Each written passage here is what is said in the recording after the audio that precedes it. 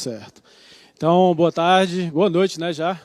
Agradecer a oportunidade que nós estamos tendo aqui de discutir modelos de polícia, né, cumprimentar o nosso deputado Luiz Miranda, né, a comissão que teve a coragem de, mais uma vez, trazer esse debate, que é bastante importante, e, com base nisso, cumprimentar todos que estão aqui presentes.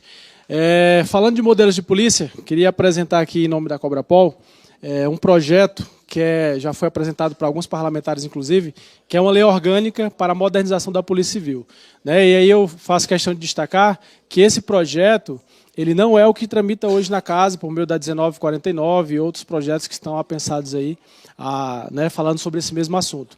E aí a gente tem buscado trazer esse assunto, já visitei 16 estados levando esse projeto, conversamos com parlamentares, participamos de audiências públicas, porque nós temos realmente a compreensão de que esse modelo que nós estamos trazendo com esse projeto, ele traz a modernidade que a Polícia Civil precisa. Nós vamos avaliar o contexto, falar um pouco sobre o modelo que funciona hoje, a modernização que nós estamos propondo e a eficiência dentro desse projeto e desse modelo que nós estamos apresentando, que a gente vislumbra alcançar. Nesse contexto, nós temos alguns números para apresentar, já foram citados aqui por alguns dos palestrantes. Segundo o Fórum de Segurança Pública, o Brasil tem um prejuízo de 6% do PIB, né, alguns prejuízos intangíveis, cerca de 408 bilhões por ano por conta da falta de segurança pública. Aí citaram os turismo, mas também as pessoas que são ceifadas às vezes e deixam de produzir para o país. Investimentos totais. Volta aqui. Investimentos totais em segurança pública no ano de 2018, também pelo Anuário da Segurança, cerca de 31 bilhões, que corresponde a 0,45% do PIB, que é muito pouco, né? E nós vemos um incremento desse investimento, aí, obviamente descontando a inflação, em torno de 10,6%. Investimento em informação e inteligência desse montante de 31 bilhões quase, que aí a gente vai para informação e inteligência, é a matéria que nós trabalhamos como instituição policial, como Polícia Judiciária do Brasil, e nós vemos que o investimento é muito diminuto e reduz a cada ano, como aconteceu de 2017 para 2018, uma redução de cerca de 11% nos investimentos nessa área de informação. Com isso, nós temos alguns resultados levantados. A violência cresce em números absolutos no Brasil, né? Você pode ter uma variação pequena entre um crime e outro, mas em termos absolutos ela é crescente, é muito crescente, números alarmantes.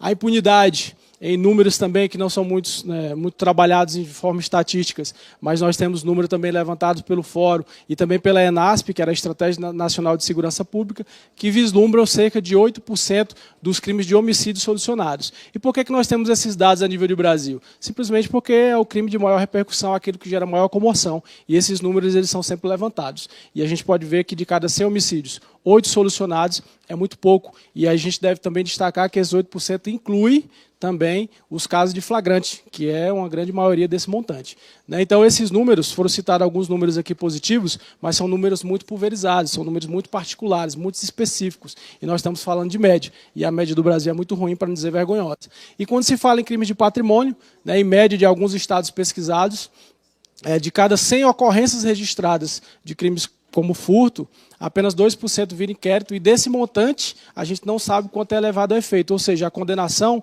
dos acusados, né? E isso é um número muito preocupante, porque é o crime de menor monta, mas que atinge a população em cheio. E aí, dentro das justificativas do projeto, a gente tem a Constituição, né, que fala que, no seu artigo 24, que são concorrentes ao legislar sobre organização, garantia de direitos e deveres das polícias civis, e a gente conclui nesse ponto aí que o Brasil, né, o Congresso Nacional deve à Polícia Civil uma lei que realmente a estruture, a organize, e nós não temos isso após da Constituição. E a regulamentação do parágrafo 7º do 44, que foi tentado com o SUSP, mas aí a pergunta que a gente coloca foi uma iniciativa muito interessante, é uma inovação, mas se a gente não consegue organizar a Polícia Civil a nível de Brasil, como que a gente vai organizar todas as entidades policiais, né, se a gente não tem uma estrutura mínima organizada? E aí a gente tem, a nível de Brasil, um desequilíbrio institucional gigantesco, né? A Polícia Civil ela funciona de forma desequilibrada, você tem leis orgânicas diferentes nas 27 unidades federativas e não existe um padrão. E com isso você tem o absurdo de cargos excessivos, alguns estados têm 4 cargos e outros estados têm 15, né, com estruturas assim totalmente, vou citar alguns exemplos aqui, motorista oficial, atendente de necrotério, auxiliar de necrópsia, são vários cargos que não dizem a que veio muitas vezes na execução, porque qualquer policial pode fazer, a gente fala um pouco sobre isso. Carreira em desequilíbrio, aí eu não preciso nem dizer, cada estado tem um modelo de carreira diferenciado, e isso traz muito prejuízo para os profissionais que atuam na área de segurança. O modelo de investigação, As funções e atribuições são distintas e sem padrão, não existe um padrão de funcionamento na Polícia Civil, né? Não existe uma compreensão de qual é a atribuição de cada um, tanto é que muitas carreiras estão em extinção, mas ainda executam seus labores dentro da instituição. O inquérito é amplamente formal e burocrático, é uma peça que muitas vezes atrapalha, e não, foi falado aqui brilhantemente pelo colega da FENAPEF, tem um histórico sobre isso, e não se aperfeiçoou, porque existe um lobby muito grande com relação à manutenção dessa peça, que muitas vezes é meramente informativa. O Eliel falou algo interessante. Sem juridiquês, precisa informar. O inquérito ele precisa informar, precisa de um relatório consubstanciado que leve à autoria e materialidade dos crimes. E a gestão, dentro do nosso projeto, a gente apresenta, né, também um planejamento estratégico sistêmico que vai ser uma diretriz dentro da Polícia Civil, coordenada por esse projeto a nível nacional, cooperação e integração, não somente entre as polícias civis do Brasil, mas também entre os órgãos de segurança pública, e isso é uma diretriz que nós estamos propondo no nosso proposta. Gestão institucional versus gestão de cargo, né? Ao longo dos anos, pós-Constituição, a gente tem visto que há uma gestão institucional, mas que é muito direcionada à manutenção de um cargo, de um status que não tem trazido coisa nenhuma de benefício. E isso nós estamos tentando mudar com o diálogo. O presidente da Cobrapol está buscando as instituições representativas, em especial dos colegas delegados, para ver se a gente consegue chegar no entendimento para aperfeiçoar a Polícia Civil do nosso país. Realidade institucional. Quanto mais usurpação de prerrogativas, nós temos cerca de 1/3 dos municípios brasileiros sem a presença do delegado, mas que a Polícia Civil continua funcionando com agentes, com escrivães que exercem as funções dos delegados, mas não tem a prerrogativa de assinar. Insegurança jurídica, falta de especialidade, porque você não é treinado para aquilo, você não foi qualificado para exercer aquela função, mas acaba exercendo pela falta de pessoal. E por que não tem delegado em todos os municípios também? Porque a disparidade de salário é muito grande e é mais fácil manter um policial lá para ele fazer os trabalhos e mandar os procedimentos da melhor maneira. Desculpa. Modelo de chefia retrógrado desestimulante. O Brasil tem concurso para chefe. O Eliel falou de modelo e ele falou que não é o modelo dos Estados Unidos, é um modelo a nível nacional. Ele falou modelo internacional e que o Brasil é aquela tomada de 3 pontos, a jabuticaba que a gente fala, que tem um modelo que, além de ser quase que único, ele não funciona e já tem se mostrado nesse sentido. Desprezo pela meritocracia, experiência e qualificação.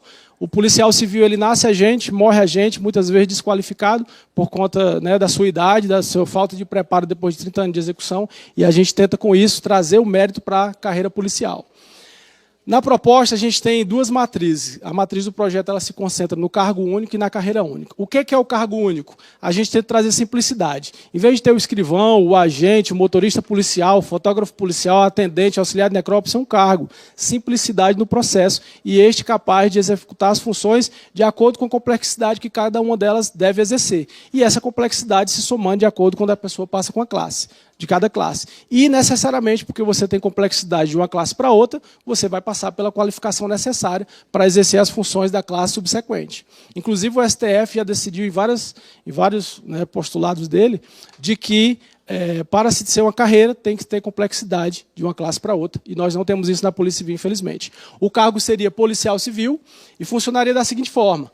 Dividido em classes, a primeira classe seria a classe de oficial substituto, com situações operacionais da Polícia Civil como atribuição. A segunda classe, a classe de oficial intermediário, lembrando que o cargo é policial civil, e essa classe já teria incremento de atribuições dentro de suas funções, e obviamente com a qualificação necessária, que a gente vai já explicar.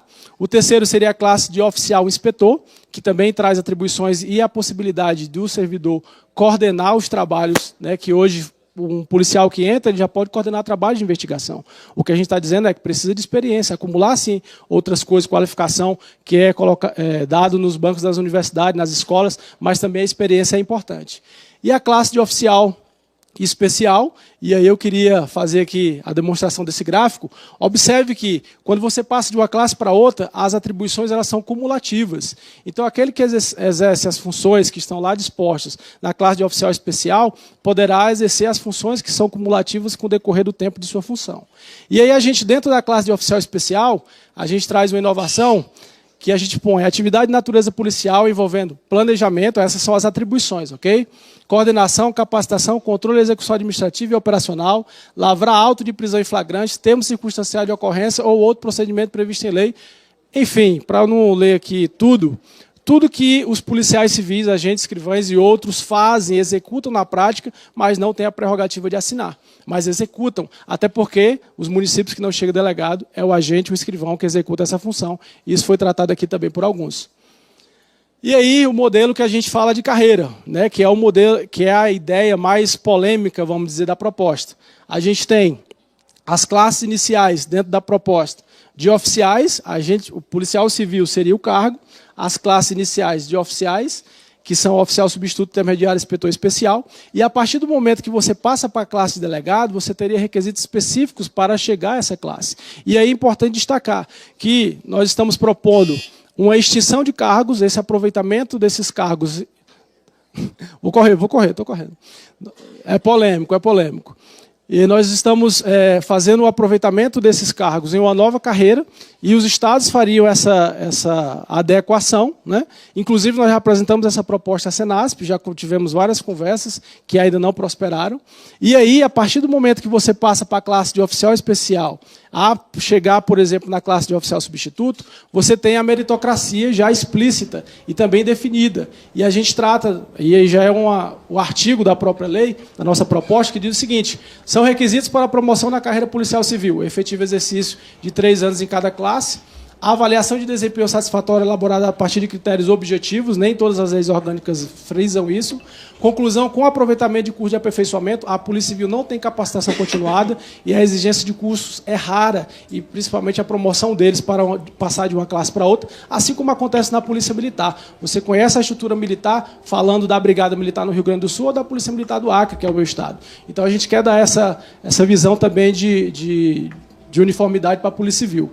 No quarto, aprovação dentro do número de vagas disponibilizadas em edital em avaliação de conhecimento, vagas em edital. Ou seja, para passar da classe de oficial especial para a classe de delegado substituto, necessariamente necessitaria das vagas. E aí você teria avaliação de conhecimentos, obviamente, e específico para a promoção da classe de oficial para de delegado. E o parágrafo 2º frisa: para a promoção à classe de delegado, dentre outros requisitos definidos em legislação própria, é obrigatória a formação de bacharelado de direito, né? Que há muita questão, é necessário o direito. Então, nós estamos colocando como pré-requisito para passar de uma classe para outra, dentro da nossa proposta de lei orgânica nacional.